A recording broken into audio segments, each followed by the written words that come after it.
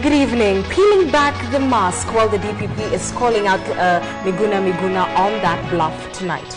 And tonight also President Mwai Kibaki is back from Addis Ababa after securing a victory for Kenya. Kenya's Erastus Mwenche has been elected AU Commission Vice Chairman. These and more on KTN Prime tonight. My name is Eric Latif. Welcome. And I'm Anki Guta. Here are the top stories tonight.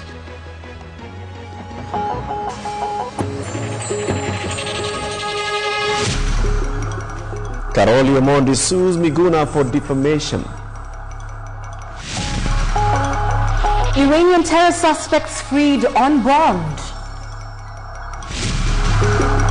Good news for civil servants as government announces pay hike. And 5 killed in Mombasa warehouse accident.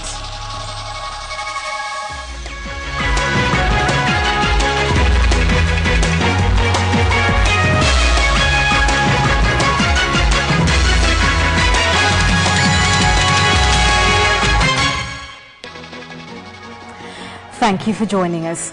Miguna will now be investigated by police over his claims that he holds vital information on the post-election violence cases currently at the ICC. Miguna will also be heading to court for allegedly defaming the Prime Minister's personal assistant, Karoli Omondi, in his book, Peeling Back the Mask. Senior reporter Arone Cheng with the details.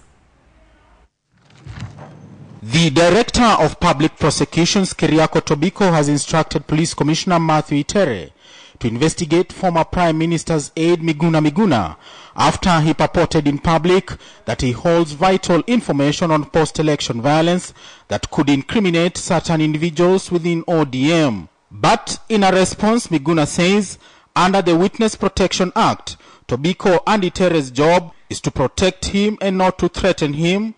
He also adds that he cannot be forced to disclose his evidence. Beside the DPP's move, the office of the Prime Minister has dared the combative Miguna to go ahead and make public any information he has that may link any persons besides the accused, including that of the Prime Minister, to the post-election violence. In the statement, the PM's office says withholding evidence of a major felony is a violation of laws of Kenya. Such silence is considered as abating the original crime. Also on the defensive is Prime Minister's Chief of Staff Karoli Omondi, who has instructed his lawyer George Oraro to file a case against Miguna for alleged defamation.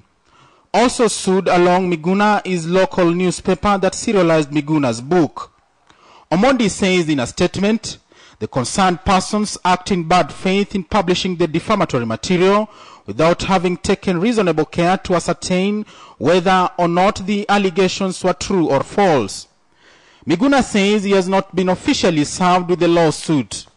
Miguna has also in a statement claimed that his life could be in danger after he allegedly received threatening messages from Minister Otieno Kajwang and Chief Whip Jakoyo Midiwo. I've fired probably a shot in the air as a warning. Somebody wants a combat, I am ready. So let them know Miguna is ready. Please don't provoke him. That's all I can tell them. Miguna had dared anyone to take him to court and promised to take them head-on before the judge. Friends of Raila Lobby Group had earlier asked the Prime Minister not to respond to Miguna's allegations and linked the book Peeling Off the Mask to political adversaries of the Prime Minister. Fora's Vice Patron Imenti Central MP Gitobu Manyara says PNU and G7 could be working behind the scenes with Miguna. They are shouting from the rooftop as if they have gotten finally something to beat the Prime Minister with. That is the evidence, it's an irresistible inference that you can draw from the comments coming from the anti-reform wing. And we shall not tire in calling the anti-reform wing, because that is what they are. In the book, Miguna paints a picture of a Prime Minister of questionable values and whose close associates are involved in shady deals. Aaron Ocheng, KTN Prime. Well, Miguna is talking tough, and that story leads us to a big question tonight. We're asking, do you think Miguna has any real information that could be useful to the ICC? Once again, do you think Miguna has any information that could be useful to the ICC? Do send us your yes or no response to the number 8040. We will be sampling some of your responses and give you the poll result at the end of this live newscast. Latif. Well, let's bring you an update on the war on terror. The two Iranians who had been in police custody facing terror charges have been released on bail. The suspects have been freed on a 2 million shillings bail each and a surety of 5 million shillings. The two face charges of being in possession of 15 kilograms of RDX, a bomb-making powder. But as KTN's Edith Kimani reports, the Iranian ambassador to Kenya insists the men are innocent. Ahmed Mohammed and Sayed Mausud, the two Iranian terror suspects, are free pending trial after they were released on a cash bail of 2 million shillings each. The two suspects who were arrested in Mombasa are accused of handling 15 kilograms of RDX, a bomb-making powder, in circumstances which indicate they intended to commit grievous harm. Police reports released earlier this month said the two planned to use the explosives to attack Israel, US, UK and Saudi Arabian targets. Principal Magistrate Paul Biwott, who granted the bail, said the two were not capital offenders, adding that even if they were, the Constitution still allows them bail. The two are, however, required to report to the Kenya Anti-Terrorism Police Unit twice a week and deposit their passports with the court. Police had last week opposed the release of the two suspects, saying 85 kilograms of the explosive material that was imported into the country allegedly by the two men was still missing. However, the Iranian ambassador to Kenya, Malek Hussein Rizvad, insists his countrymen are innocent and should be treated as such. These two people deny all accusation that made against them. They said they were tortured and they were questioned by the non-Kenyan agent. Sources in the police, however, say the security officials are looking into allegations that the two suspects hold dual citizenship. Edith Kimani, KTN Prime. Well, salaries of more than 133,000 civil servants and National Youth Service officials will be adjusted upwards from the end of this month. The Ministry of Public Service has approved the final installment of the salary realignment approved in 2007 by the now defunct Permanent Public Service Remuneration Board. This is the last pay review for civil servants to be authorized by the ministry, as the Salaries and Remuneration Commission is set to take up this task. Here is KTN's Ashamulu with more. Civil servants can now afford a sigh of relief after the government rolled out its final salary realignment for over 133 officers and the National Youth Service personnel. Treasury has released 6.8 billion shillings to bankroll the salary reviews, with officers falling in job groups A to L expecting a rise of between 17 and 18%. Those in job groups M to T will have a pay hike of between 12 and 20%, while uniformed officers at the NYS get a 12 to 22% pay rise. Public Service Minister Dalmas Otieno confirming that the Salaries and Remuneration Commission is all set to take over the process. I do not want other categories of employees to think we have made a salary increase to some civil servants and left the others.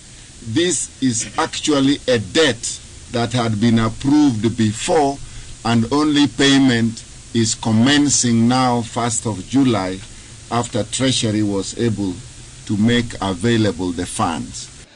The issue of county commissioners also came up, with the ministry confirming that they have already deployed officers to the 47 counties to help during the transition period for county governments after the general elections.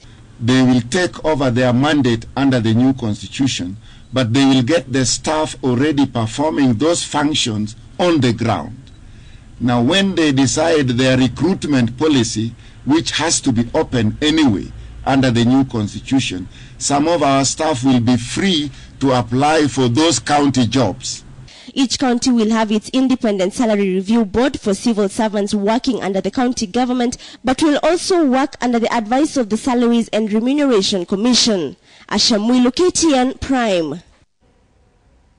Families of the victims of the Ngong chopper crash are raising fears that it may take months before the circumstances that led to the crash that killed 6 people, including Professor George Saitoti and his deputy Oro Jode, are established. Well, the fears were raised when it was revealed that the inquiry team has lined up 80 witnesses to testify. The victims' lawyers say it may take up to December this year before all the witnesses finish testifying. KTN's Betty Kyalo has the details. The commission led by Lady Justice Kalpana Rawal convened Monday morning for the first public sitting to officially commence inquiry into the Ngong plane crash. The commissioners have been drawn from institutions that remain vital in the investigations. Approximately 80 witnesses, including politicians, will be called to give information on different issues that the commission has been mandated to probe. This include procurement and licensing of the helicopter, servicing, maintenance, use and storage of the helicopter prior to the crash, flight control by Wilson Airport Tower, circumstances and any additional matter that led to the crash. However, the lawyers representing the families raised concern on the number of witnesses, saying it was very high and would slow down the process. Additionally, if the timeframes given by the inquiry team are anything to go by, the last witness could be heard on December 16th. I haven't heard either from the assisting counsel or from the family's counsel how we intend to send those components and which components for the scientific analysis. The family council raised concern on the transfer of the helicopter wreckage to France. Let me very firmly indicate our position. France is not an option. Tim Carter has 50 years experience. Any item taken to France, he has a problem with getting results. So let's look at other destinations other than France. With France, we'll have substantial difficulties because that's the beginning of yet another probe. They also added that the engine of the fatal aircraft be dismantled in Kenya and investigations carried out by the Kenya Airways. The families also asked that any reports made on evidence during the inquiry be shared. It's the end of the first public sitting where the Commission has unanimously agreed that the first witness will be heard on the 23rd of July 2012 to reveal information regarding the procurement of the aircraft that crashed in Ngong. I'm Betty Kyalo for KTN in Nairobi. Police are yet to take any action on Alassane Ba, the managing director of Shelter Afrique, who is accused of assaulting his finance director, Karen Kandie. However, the case has taken a new twist, with Shelter Afrique now saying that its employees do not enjoy diplomatic immunity. Here is Angel Katusi with the details. Karen Kandie is still nursing her wounds and at the same time waiting for justice 2 weeks after she was allegedly assaulted by her boss. Kandie, a finance director at Shelter Afrique, is accusing managing director Alassane Ba of assaulting her in his office on 28th June. 2 weeks after the incident, police are unable to proceed with any action as the man is said to enjoy diplomatic immunity and was freed hours after he was arrested. OCPD Kilimani Bernard Muli says investigations into the incident have stopped as the police await communication from the Ministry of Foreign Affairs and the Attorney General Office, where investigation documents were forwarded to. Once that file comes back, it will come back for court because it is proved that an offense was committed. And where the offense has been committed, then definitely we have to take the assailants to court. However, it is now emerging that the managing director may not be covered under diplomatic immunity after all. An agreement between Shelter Afrique and the host country Kenya states that, and I quote, "Without prejudice to the privileges and immunities accorded in this agreement, it is the duty of all persons enjoying such privileges and immunities to respect the laws and regulations of the Republic of Kenya." End of quote. The same agreement goes further to say that the laws of the Republic of Kenya shall apply within the headquarters seat of Shelter Afrique, and the government shall have jurisdiction over acts done within the headquarters. Our efforts to access the Shelter Afrique to seek audience with the accused were not successful.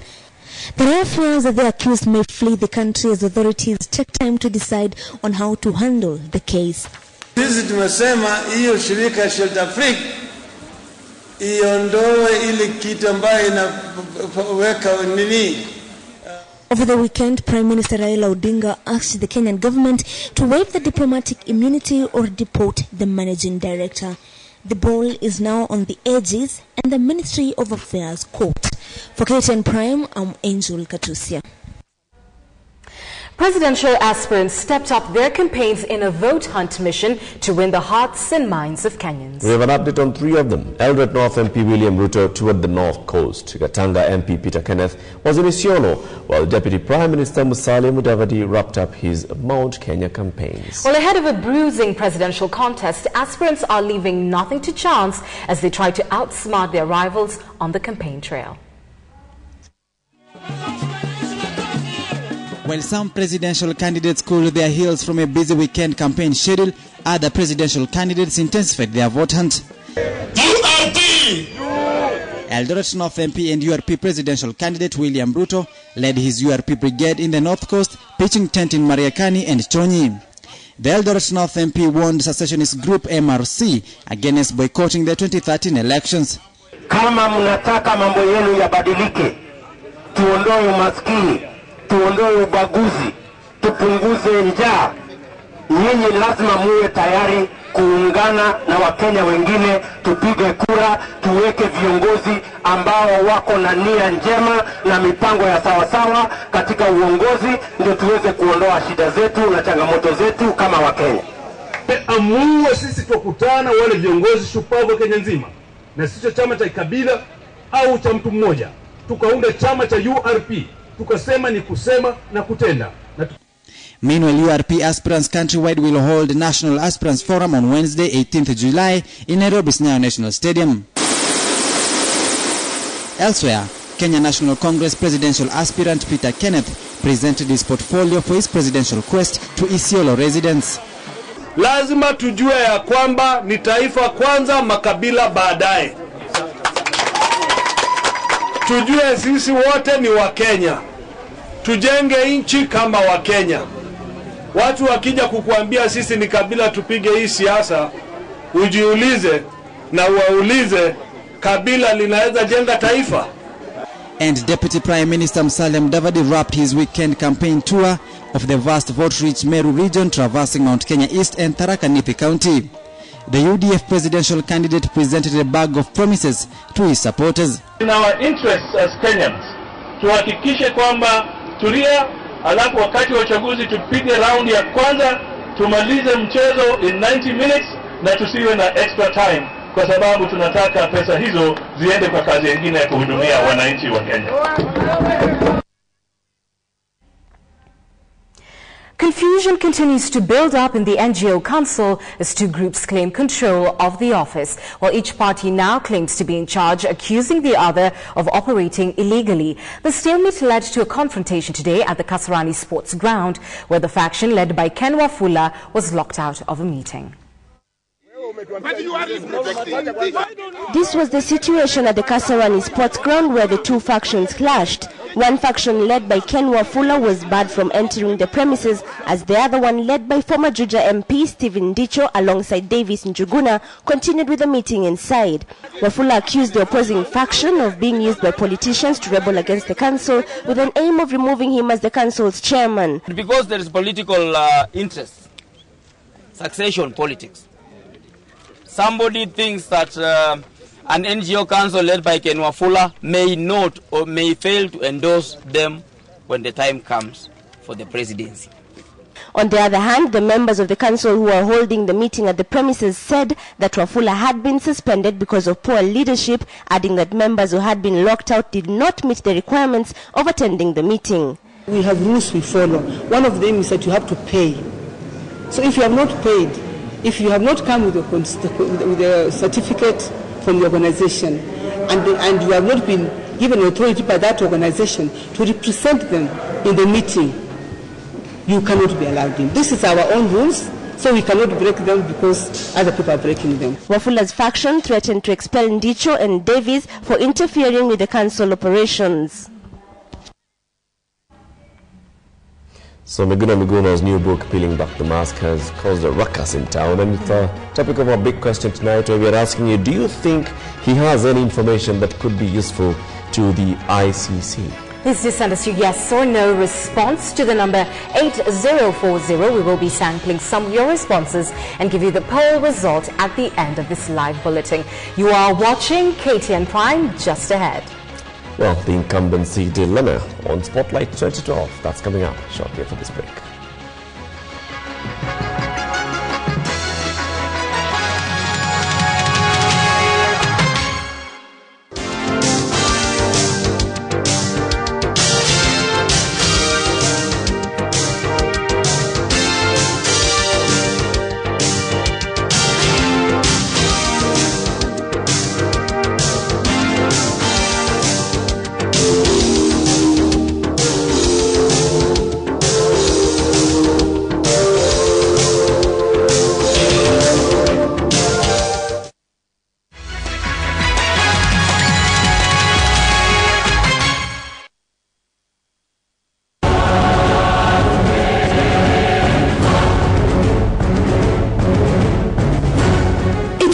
Migrate your analog TV to the beautiful new world of digital television. Simply buy an approved DVB T2 set-top box from an authorized dealer today for the crispest, clearest pictures and sound to your favorite TV station and many more. Digital TV, a beautiful new world of entertainment. See, there is a voice that cries, there is no better time to wage this war for peace, to fight this cruel disease. If we could just use our heads, if we could just use more routine, sleep under a net, keep our surroundings clean, cause we're losing our people every day, and every day malaria thrives, taking our children dreams away.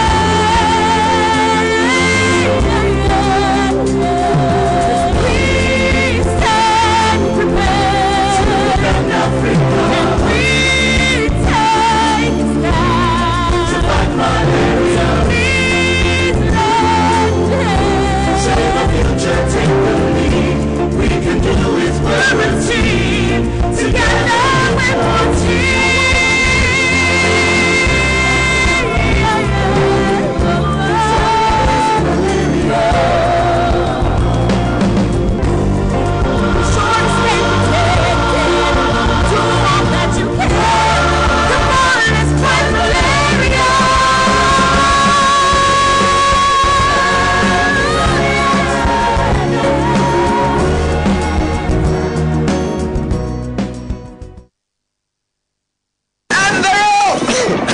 Oh, my throat is hurting bad. I think I need to brew a hot drink with honey and lemon. You need a faster cure that lasts longer. Try Strepsils. Strepsils has the goodness of a home remedy with honey and lemon, relieving pain faster and for longer. Strepsils, first aid for sore throats.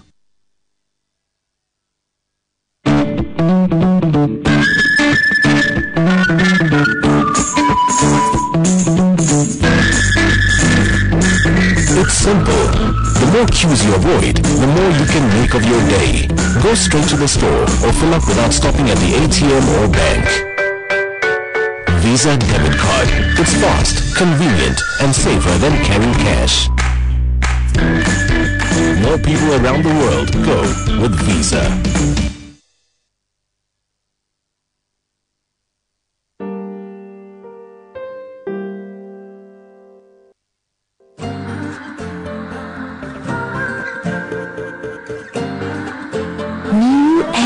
Freshmatic. Just set the timer and it releases bursts of fresh fragrance automatically and brightens your home.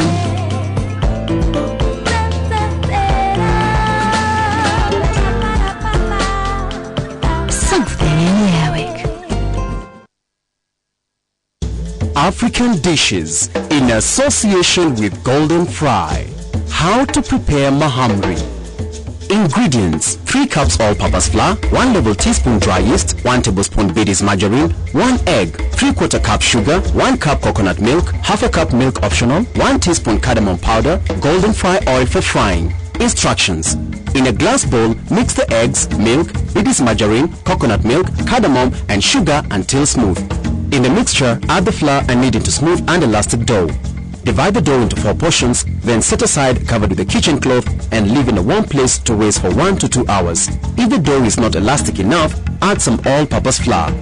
After 1 to 2 hours, lightly knead the dough well and roll out, rolling in one direction to half an inch thick. Cut into triangle shapes. In a deep frying pan, heat the golden fry oil. Once hot, deep fry the triangular shaped dough until golden brown on both sides. Drain on kitchen paper, sprinkle lightly with icing sugar, then serve. Golden Fry. Fries more, lasts longer. Does your husband shed me some whitening? Just use a little Jik and some water. With Jik's 101 uses, all your cleaning troubles are over. Is there a dirty floor stain that's frightening? Or a muddy mess left by your daughter? Is your stove no longer so shiny? Or your grill is dirty as ever? Just Jik it. There are 101 uses. Just Jik it. It makes cleaning your job. Just Jik it. Hey, you better go get it. Just Jik it. Jik whitens whites, removes stains and kills germs. Now try all 101 uses of Jik. Jik, now in an attractive new pack. Just Jik it. Our country is set to go to the polls soon. This, the very first under the new constitution. You may ask, kazi ya IEBC ni kazi gani? Sasa hiyo uchaguzi itakuwa haki na ukweli. Well, these are indeed urgent and very weighty issues. Well, the law now says you don't require a voter's card in order to vote. This Tuesday from 4 p.m. to 7 p.m. and Wednesday from 11 a.m. to 2 p.m. KTN will air live the discussions on Kenya human rights record at the UN Human Rights Committee in Geneva. Delegates of the Kenyan government and civil societies will attend the sessions. Watch it live only on KTN.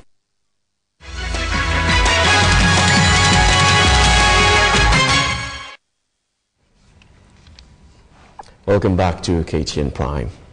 Nkosazana Dlamini Zuma has become the first female head of the African Union Commission after winning a hotly contested election last evening in Addis Ababa, Ethiopia. Well, Dlamini had to undergo 3 voting rounds before her competitor Jean Ping was finally eliminated. The vote has ended what was seen as a potentially divisive leadership battle between the English-speaking and French-speaking states in the Union.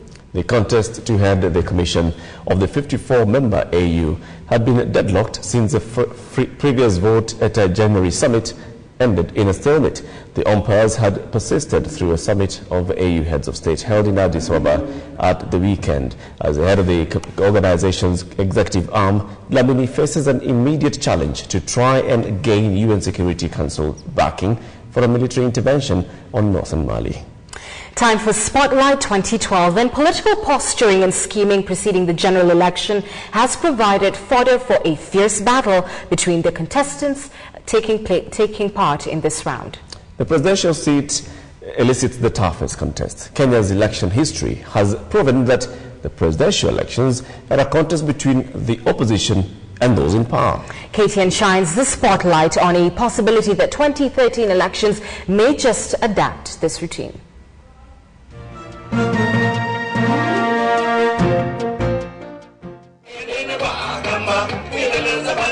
With 8 months to the March 4th, 2013 elections, already daggers are drawn and politicians have come out guns blazing in a contest to eclipse their political rivals. The battle for the presidency remains the most mysterious contest, with every day providing new fodder to tilt presidential realignments. Political pundits, however, say, despite the complex dynamics of our politics, one factor in the presidential elections remained constant since the advent of multipartyism in 1992.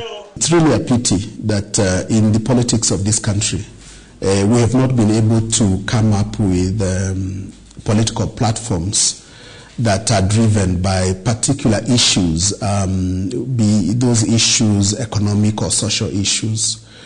Instead, our politics tends to be politics of personality.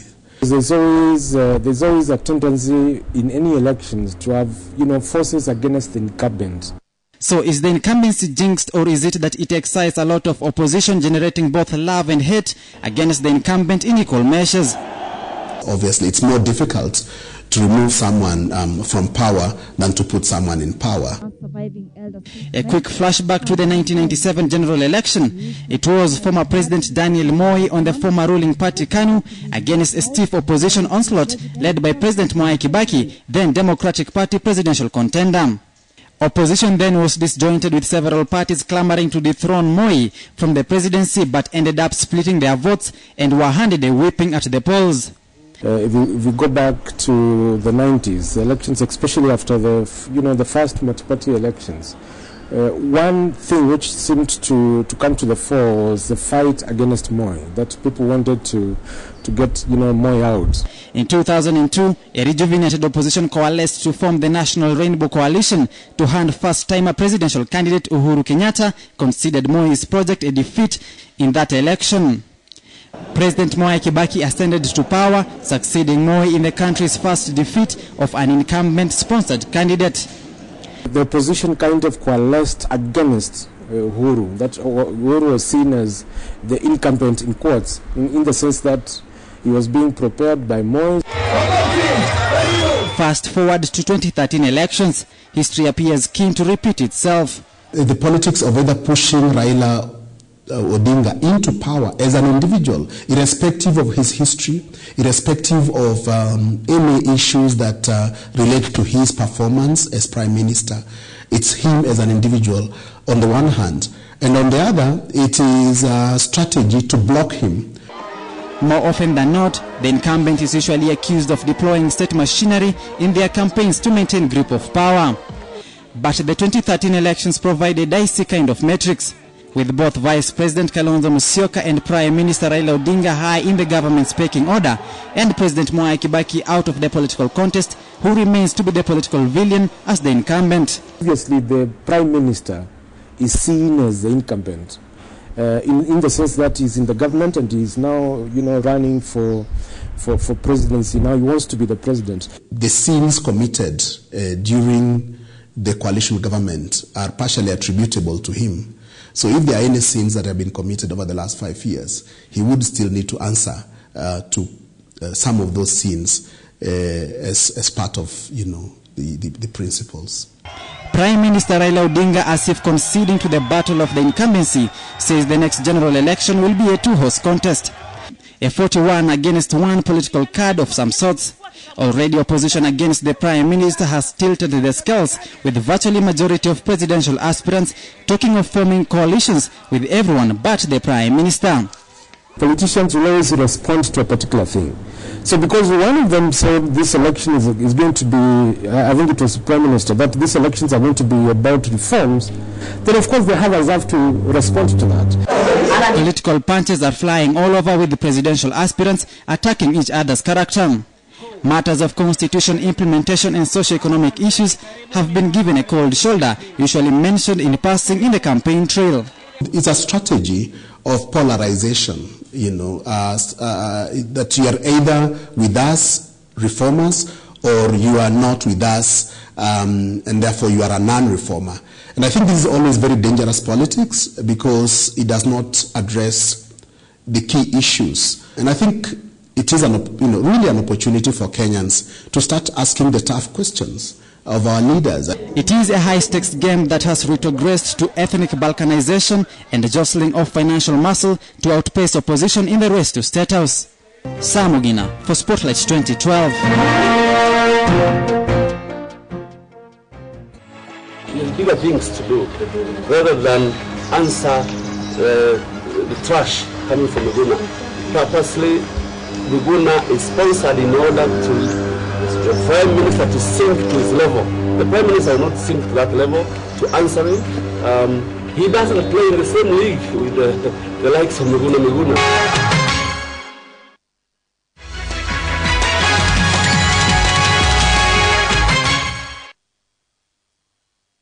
From your dad's time to your time, from work time to playtime.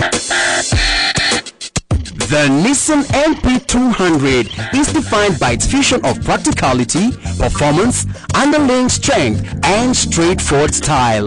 Its loading space appeals to younger buyers who are familiar with their growing enterprise needs. The NP200 is ideal for farmers, traders, and wholesale retailers looking for a small pickup with a big load capacity of 800 kilograms. This is the successor of Nissan half-ton B120 and B140.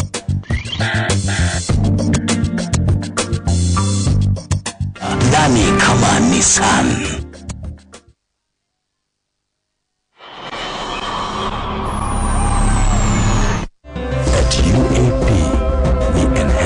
Rights across Africa.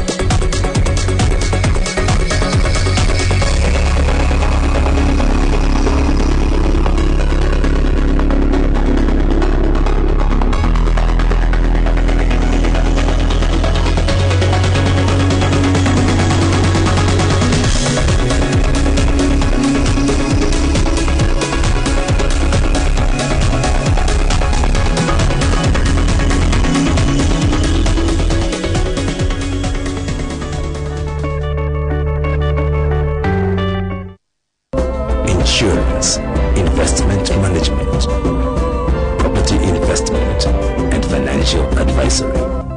UAP. Better, simple life.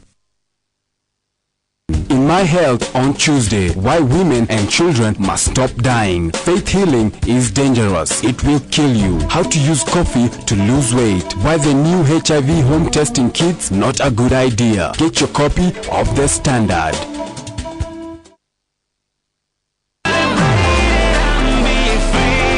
That's right. Yeah, I wanna say.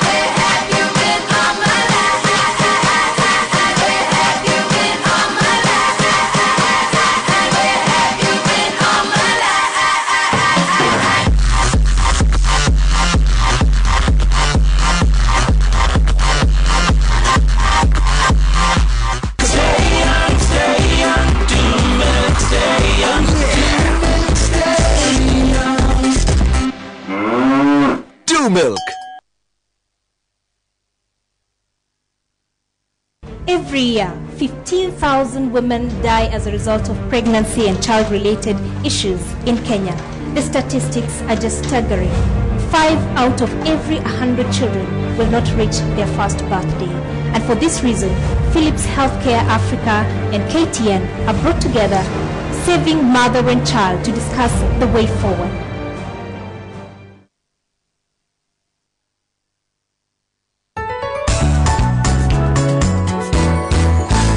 Habari njema kwa Wakenya wote kuhusu tume mpya ya uchaguzi isiyoegemea upande wowote.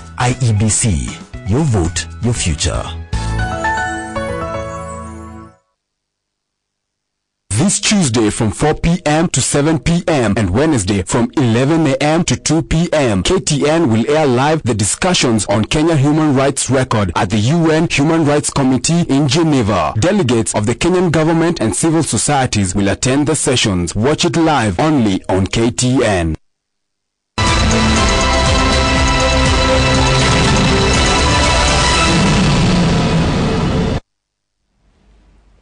Well, a very good evening to you and welcome to your home of business. My name is Boni Tunya. Now, despite the clear signals from the Central Bank of Kenya on the direction interest rates ought to take in the market, commercial banks have been slow to respond. Now, 2 weeks after the Monetary Policy Committee cut its base lending rate from 18% to 16.5%, only 5 banks have announced a reduction in their interest rates. Now, this could be a concern for many borrowers who have had to struggle with the high cost of interest rate environment. Michael Karanja explores. The MPC's move to lower the CBR rate to 16.5% earlier this month was met by a sigh of relief by most borrowers who had to contend with a high interest rate environment over the last 11 months. By last week, the average base lending rate stood at 23.1%, which analysts say still threatens the loan repayments in a slow economy. But while banks have been quick to react with upward adjustments of the CBR, the same can be said about the rate cut. In the 2 weeks since the MPC decision was made, only 5 banks, Barclays, CFC Stanbic, Commercial Bank of Africa, Standard Chartered and Bank of Baroda, have announced a reduction in interest rates all by 1.5%. With 47 licensed commercial banks in the country, the question one would ask is how soon Kenya should expect a low interest rate environment. But with factors such as a burgeoning import bill, pressures on balance of payments, even with inflation easing, it could be a while before the country is out of the woods. Already, the appetite for borrowing has waned in what has seen the total industry loan book stagnate at 1.2 trillion shillings since September to April 2012. This helped cut economic growth in the 3 months to March to 3.5% compared to 5.1% in a similar period a year earlier. The Kenya Bankers Association, however, says different commercial banks will need varied periods of between 1 and 2 months to lower the lending rates and pass on some relief to the Kenyan borrower. Michael Karanja, KTN Business Today. And to more banking news, where the Bank of Africa in Kenya plans to list at the Nairobi Securities Exchange as part of its plans to expand in the local ownership base. Now, the bank management, however, says the move is still in the formative stages and no timelines have been set as yet. Now, listing on the stock exchange is viewed as a way of broadening local ownership, as it gives indigenous investors an opportunity to acquire shares mainly through an initial public offer. Now, the bank hopes the move will increase local participation in its ownership and management. The Bank of Africa Kenya recently appointed Ambassador Dennis Awori as its chairman, viewed as a first step towards giving itself a local approach that will lead into the listing.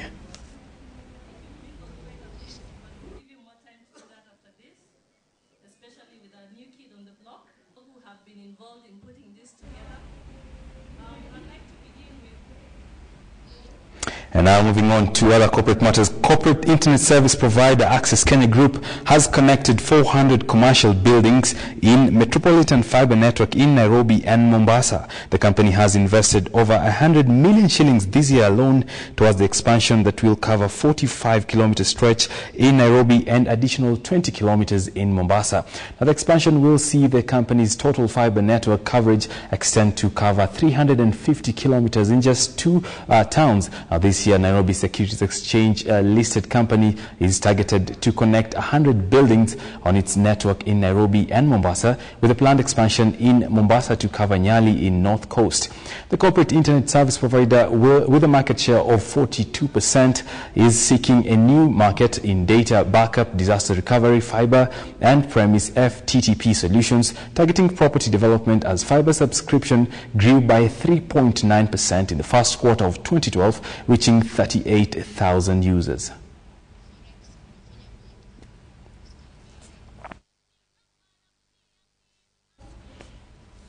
And now you'll have a quick look at how your money is performing at the Nairobi Securities Exchange.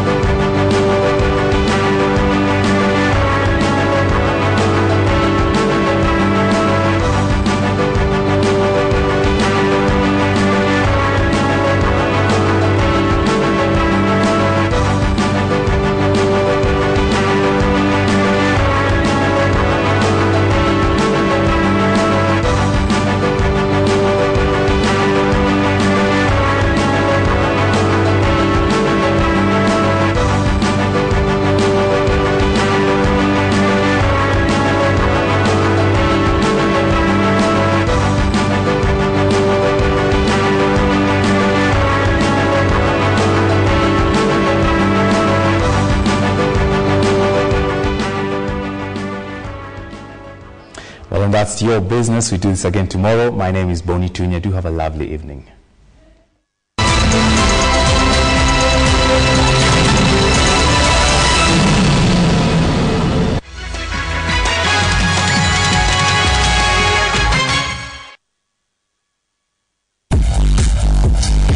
Gold Rush in association with Kenya's migration to digital television.